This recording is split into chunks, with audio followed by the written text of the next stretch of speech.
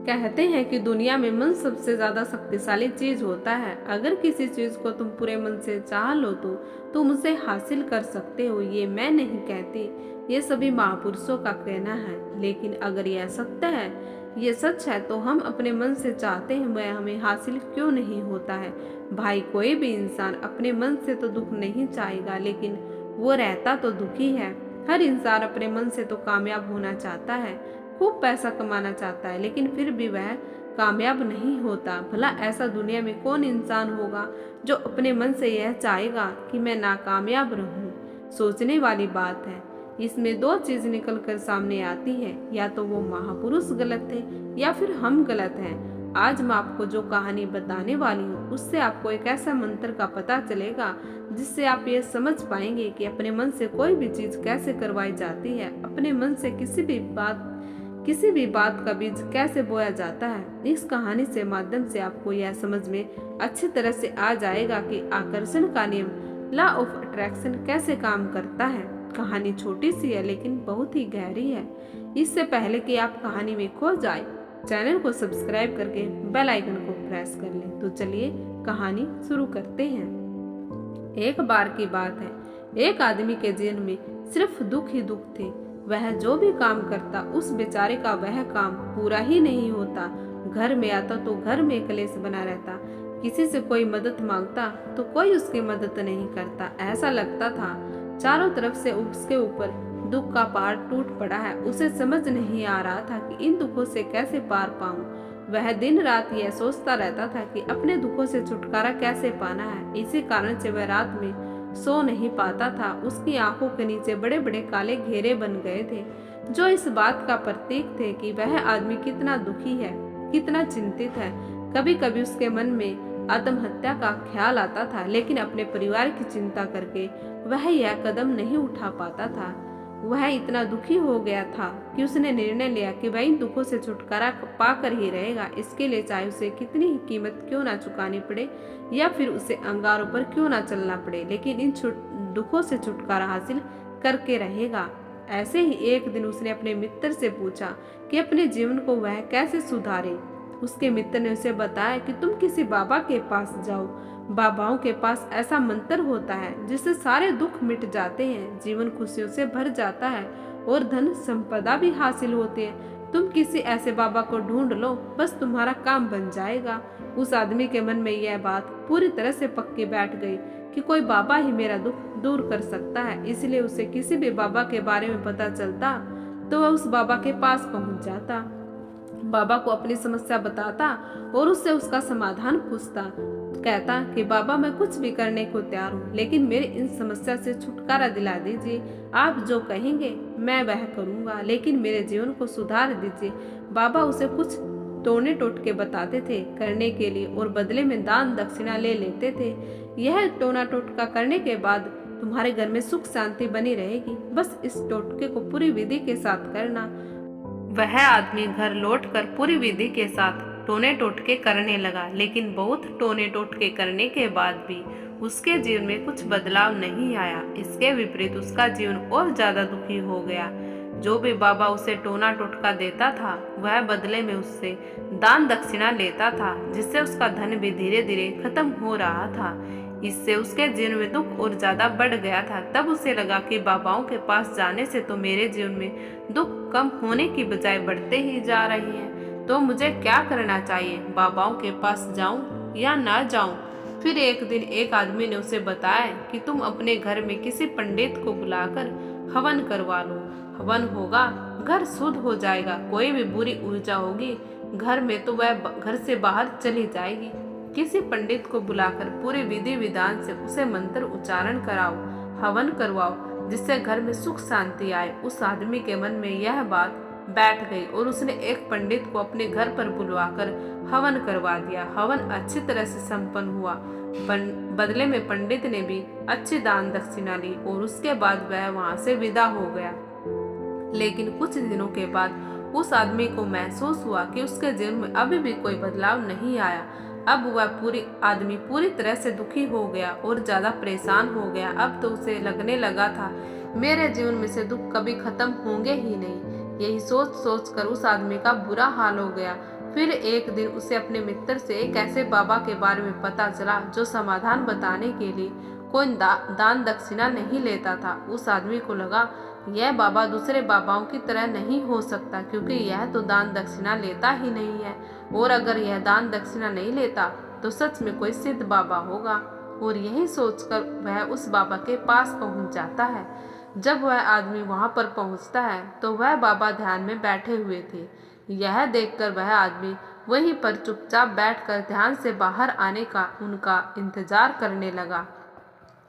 थोड़ी देर बाद बाबा ने आंखें खोली तो एक सामने एक दुखी और परेशान युवक को बैठे देखा। उसकी आंखों के नीचे काले घेरे देखकर ही वह समझ गया कि यह आदमी अपने जीवन से कितना परेशान है। उसे संबोधित करते हुए बाबा ने पूछा कि बच्चा, क्या चाहते हो? बाबा के पास क्या लेने आए हो?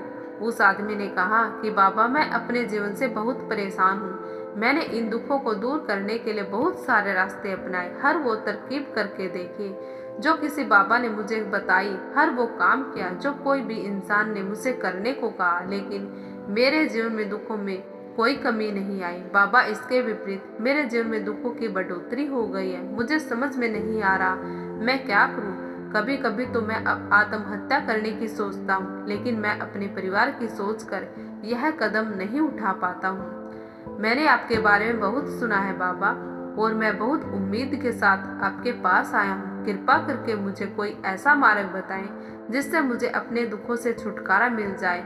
मैं अपने दुखों से छुटकारा पाने के लिए कुछ भी करने को तैयार हूँ। आप मुझे कोई भी रास्ता बताएं, चाहे वह रास्ता कितना भी कठिन क्यों ना हो, मैं उसको पार करके रहूंगा। बाबा ने महसूस किया कि आदमी तो सच में बहुत परेशान है। बाबा ने उसकी बात सुनकर कहा कि बच्चा, दुखों को दूर करने के लिए मंत्र ऐसे ही नहीं मिलते हैं। मंत्र पाने के लिए कुछ करना पड़ता है। तुम कुछ कर सकते हो। यह सुनकर पहले तो उस आदमी ने सोचा कि यह बाबा भी मुझसे दान दक्षिणा मांगेंगे, लेकिन और कोई रास्ता न पाकर उस आदमी ने कहा, बाबा, आपको जितनी भी दान दक्षिणा चाहिए मैं देने के लिए तैयार हूँ, लेकिन आप मंत्र सच्चा होना चाहिए, वह पूरा होना चाहिए, उसका फल मुझे मिलना चाहिए। उसके बाद आपको जो भी दान दक्षिणा लेना चाहते हो मैं आपको दे दूंगा। बाबा ने कहा, दान दक्षिणा तो बहुत छोटी चीज है, मुझे वह नहीं चाहिए। इस पर वो आदमी सोच विचार करके बोला, तो बाबा, मैं अंगारों पर भी चलने के लिए तैयार हूँ, आप मुझे बस आज्ञा दीजिए। बाबा ने कहा कि अंगारों पर चलने वाली छोटी चीज मैं तुमसे नहीं कराने वाला हूँ। मैं जो तुमसे कराने वाला हूँ वह बहुत ही कठिन मंत्र है, उसे पूरा कर पाओगे? उसने कहा, बाबा, आप मुझे बताइए तो सही, मुझे क्या करना होगा? मैं कुछ भी करने के लिए तैयार हूँ। इस पर बाबा ने उसे कहा, यहाँ से जब तुम अपने घर जाओ तो रास्ते में अपने मन में यह दोहराते जाना है कि मैं सुखी हूँ, मैं सुखी हूँ। बार बार अपने मन में यही दोहराना है, और याद रहे जुबान पर यह नहीं आना चाहिए, यह सिर्फ मन में दोहराना है। यह सुनकर तो आदमी बोला, बाबा, बस इतनी सी बात है, यह तो मैं चुटकी बजाते कर लूंगा, लेकिन इससे होगा क्या? बाबा बोले कि इस मंत्र को करके तो देखो, वैसे भी तुमने इतने बाबाओं के मंत्र किए हैं, तो इस मंत्र को भी करके देख लो। उस आदमी ने सोचा कि बाबा कुछ दान दक्षिणा तो ले नहीं रहे हैं, वो छोटा सा मंत्र है, इसे तो मैं कर ही लूंगा। वो बोला, ठीक है बाबा, मैं यह मंत्र जरूर करूंगा। और वो आदमी यह कहकर वहां से चलने लगा।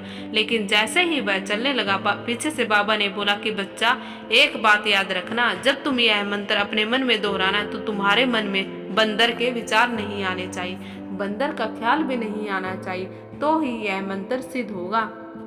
आदमी बोला, मुझे तो आज तक बंदर का कोई विचार नहीं आया, तो अब क्या आएगा? आप चिंता मत करिए बाबा, मैं बस मन में यही दोहराऊंगा कि मैं सुखी हूँ, मैं सुखी हूँ।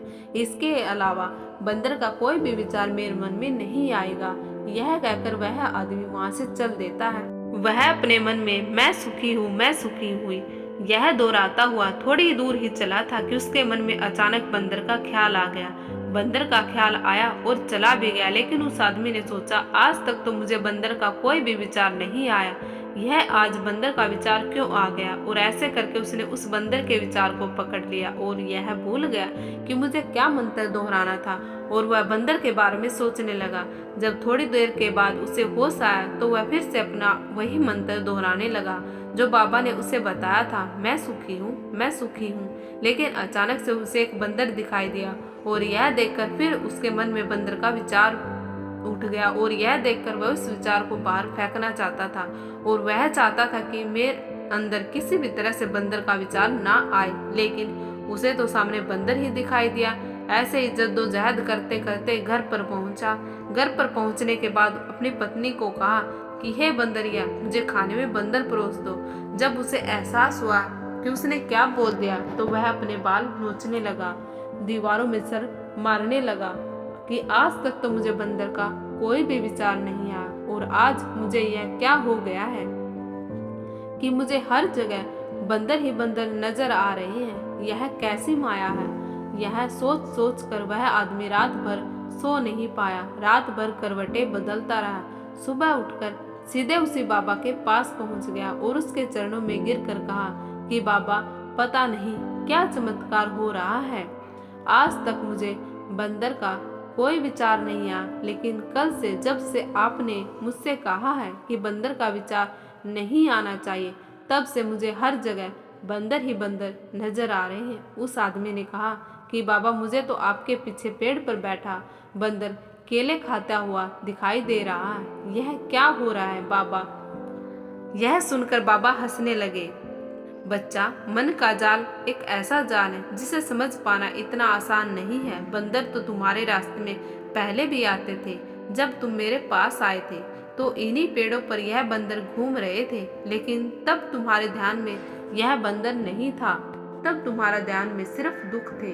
इसके बाद बाबा ने उसे बताया कि बच्चा, हम जिस चीज से भी दूर भागना चाहते हैं वही चीज हमारे मन में बहुत गहरे से प्रवेश हो जाती है और हमारा अंतर मन में समा जाती है। असल में हम जिस चीज से छुटकारा पाना चाहते हैं उससे छुटकारा इसलिए पाना चाहते हैं कि वह हमारे साथ बहुत गहरे से जुड़ी हुई है और हम जितना ही उससे छुटकारा पाना चाहते हैं वह उतनी ही गहरी हमारे मन में बैठती चली जाती है और आखिरकार हमारे अंतर मन में छा जाती है। ऊपर से तो हम चाहते हैं सुखी होना कि मैं सुखी हूँ, मैं सुखी हूँ। हमारे होठ भी यही बोलते रहते हैं, लेकिन हमारे मन में दुख समाये होते हैं। हमारे विचारों में हमारे मन में दुख ही दुख दिखाई देते हैं। इसलिए अपनी जुबान से बार बार यह कहने से कि मैं सुखी हूँ, मैं सुखी हूँ, सुखी नहीं होंगे जब तक यह मंत्र हमारे अंतर्मन में प्रविष्ट नहीं होगा।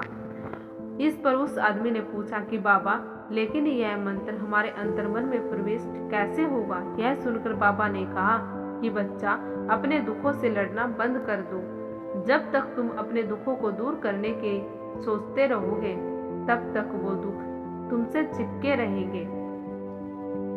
तब तक वो दुख तुम्हारे अंतर्मन पर अपना राज बनाए बैठे रहेंगे और जिस दिन तुम उन दुखों के बारे में सोचना ही छोड़ दोगे, उन दुखों से छुटकारा पाना ही नहीं चाहोगे, उसी दिन से तुम्हारी जिंदगी से दुख गायब हो जाएंगे। क्योंकि किसी भी चीज से छुटकारा पाने के लिए हमें उस चीज के बारे में सोचना पड़ता है और हम जितना ही उस चीज के बारे में सोचते हैं वह उतनी हम गहरी हमारे मन में प्रविष्ट होती चली जाती है। तो आपको यह कहानी कैसी लगी प्लीज कमेंट करके जरूर बताएं। अगर कहानी पसंद आए तो प्लीज चैनल को लाइक करें, शेयर करें और सब्सक्राइब करना बिल्कुल ना भूलें। बेल आइकन को जरूर प्रेस कर ले और वीडियो को अंत तक देखने के लिए आप सभी का बहुत बहुत धन्यवाद।